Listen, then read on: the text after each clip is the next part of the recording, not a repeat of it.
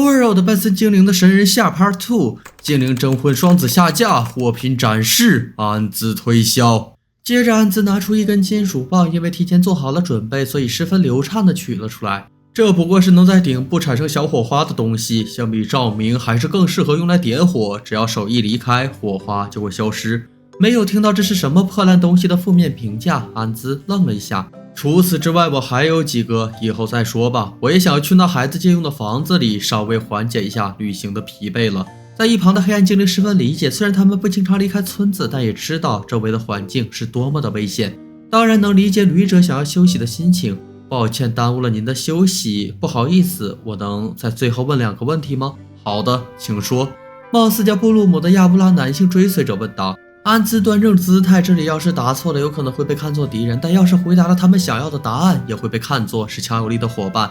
第一个问题是，您是不是有森精灵的血脉啊？喂，太失礼！狩猎长这样捂住布鲁姆的嘴，安兹制止了他。没事的，我也不太清楚，看起来很像吗？不，抱歉，要不是那样的话，请不要在意我的话，我只是一时联想到而已。这样啊，敏锐，真是太敏锐了。安兹的脸是仿照了在森精灵王都见过的精灵脸孔，皮肤颜色则是模拟的黑暗精灵。安兹自觉做得很完美，马雷也没看出什么破绽，但要是被老练的黑暗精灵查看，仅是在眉眼上就能看出微妙的违和感。是没有听父辈说起过，但如果这样想的话，可能我的祖先真的有和森精灵结婚的人。那么第2个问题呢？亚乌拉大人具有优秀的游击兵才能，叔叔大人您也是一样吗？即便是对着叔叔也要称呼亚布拉为大人啊！一边赞叹真是个资深崇拜者，一边想着要不要询问称呼亚布拉为大人的理由。不过还是不要问更好些吧。不知道现在该怎么办，还是先回答问题吧。抱歉，我并没有那孩子的游击兵才能，但我能算得上是一流的魔法师。魔什么？魔法师。布鲁姆的视线开始游移，这家伙是不知道魔法师这样的存在吗？魔法师是获得知识、使用魔法之人。应该说在这样的教育体制下，可能不会教导这些知识。算了，不知道也没什么。更准确的说，其实是魔力系魔法吟唱者。魔力系？原来是这样啊，太强了，真不愧是亚布拉的叔叔大人。能感到对方虽然什么都不懂，但大受震撼的样子，这就够了。在纳萨利克饱受赞誉的安兹，面对现在这样的夸赞，也不会感觉到什么。可能是我没说明白。魔法师就是能像森林祭司那样使用魔法的人。哦，原来是这样啊，那您是能做到像做菜这样的事了？不，抱歉。也有像这样的魔法师，只是听说过，很抱歉我做不到这些。听闻生活魔法可以制造出调料，而且据说到了更高的等级可以制造出食材。一开始安兹并没有在意自己被别人看清了，自己也不是人类中的大人物。要是对方把自己当作蠢货看待，反倒有机可乘，可以说被轻视是很让人开心的。但是作为亚布拉的叔叔，必须避免这样。现在安兹是处在泡泡茶壶的代理人位置上。把敌人，原来是这样，那么您能做猎人的工作吧？原来是这样，真不愧是亚布拉大人的叔叔，确实是个真正的猎人，却在胡言乱语。安兹无比苦恼。击退敌人确实是猎人职责的一部分，但并不是全部。其实猎人的责任是把食物从危险的森林中带回来。如果只把击败敌人作为猎人的主要职责的话，那么这个村庄里一定都是身披重甲的战士吧。不过对不是猎人且不清楚村里情况的安兹来讲，评头论足不太合适。另外，要是惹得对方不满就糟了。一定要注意不给在这个村子里的亚布拉添麻烦。如果因为自己的到来导致亚布拉的评价变差的话，无论说什么都不能够赔罪，因为亚布拉说您随意就好，才更应该多加注意。不过话是这样说，详细说明加上言语确认比较好。在这里，亚布拉和马雷经常询问安兹的看法，在纳萨利克做了什么蠢事，还有人可以脑补说，真不愧是安兹大人。但天性率真的小孩可不会管这些，很有可能有一天问您究竟为什么要这么做呢？请告诉我吧。这实在是太过恐怖，也不能对他们说，自己去想。经过一段时间的思考，布鲁姆似乎明白了什么，重重的点头说道，实在是太厉害了，我佩服的五体投地。很厉害吗？安兹再次变得疑惑，对方非要这么说，就只能接受。考虑到现在的状况并不坏，于是安兹开口说道，虽然我没做过猎人，并没有什么自信，但这个村子的优秀猎人都认可，我就安心了。这句话中暗藏着把责任丢给对方的意思。那个孩子现在还在做猎人的工作吧，把他的工作交给我，在这一段时间，能否让他们二人在村子里好好玩玩？布鲁姆摆出一副像是听到什么不可思议事情一样的表情。安兹反复回想自己应该没说任务量会发生变化，自己所说的话应该没什么问题。我们是为了让在城市生活的孩子体验生活才来到这里的。那个能告诉我一些城市孩子没玩过的，只有这个村子才有的一些娱乐项目吗？原来是这样，城市生活和村庄生活大概完全不同吧。狩猎长好像接受了这样的说法，虽然不知道具体想了些什么，但造成他误会很多的责任全都是安兹的。安兹只是说个小小的谎言，并没有什么大的欺骗，所以接下来无论说什么都会被误会的吧。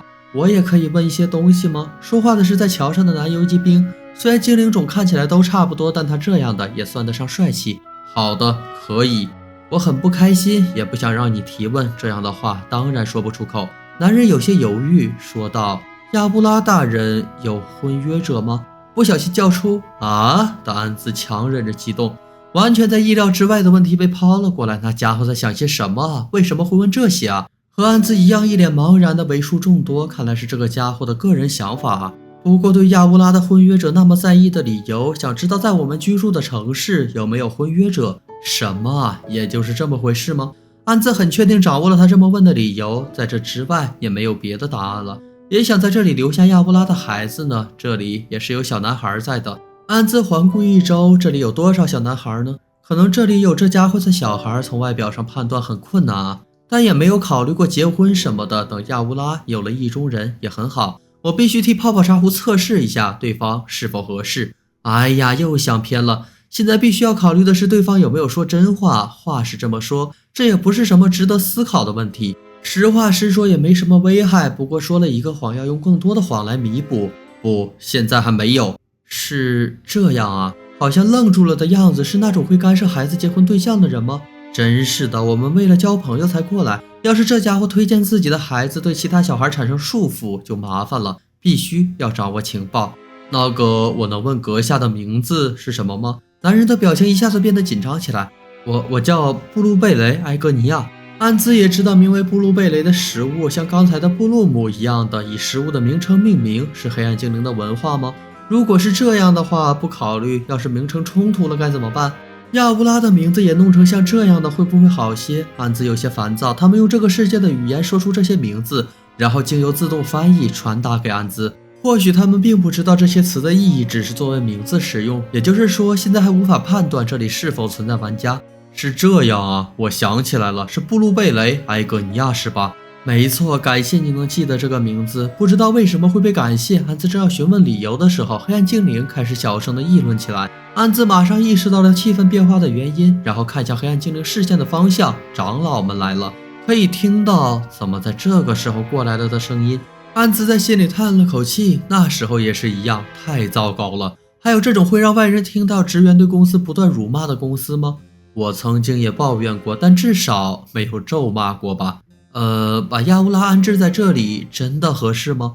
或许是孩子就没关系吧，但听到父母一直在咒骂，孩子会是什么心情呢？不清楚会怎么行动啊。不过自己必须注意，不要给马雷和亚乌拉带来不好的影响，要注意自己的言辞才行。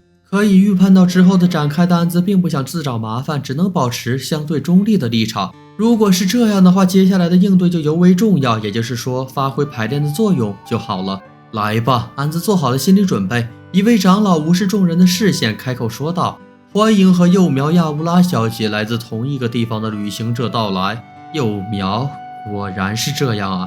安兹在心中暗笑，这是黑暗精灵的说话方式。这个世界的各种语言都能被翻译为安兹能理解的样式，但像幼苗这种词大概没什么特别含义，加上没有出现特殊翻译，应该只是俗语罢了。用特有的交流方式，大概是想试验一下都市旅者的学识吧。通过多种情报分析，这个村落里有重视传统的长老派，也有迫切想独立的年轻派。大概长老是想知道安兹属于哪边，想要缄口不言，毕竟说错话就会卷入派系斗争之中。站在能够交朋友的角度，想要选择年轻派，但支持的依据还是不够。果然含糊其辞才是良策。安兹做好了准备。身为同在大地上不同位置的同伴，如果能被接受就太好了。不加思索就说出这些话的安兹让长老们感到惊叹。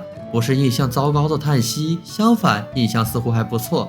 栗树和橡树一样坚硬，形象也一样伟岸。我很满意，如果能大量生长，一定可以变成森林。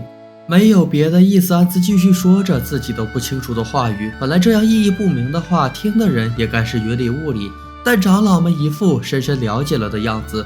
长老们这种态度，因为曾是社会人的铃木屋也经常有，所以能够感同身受，就像是在听说着专业术语和名词的白痴老板胡扯一样。安兹以为对话结束的时候，周围陷入了沉默。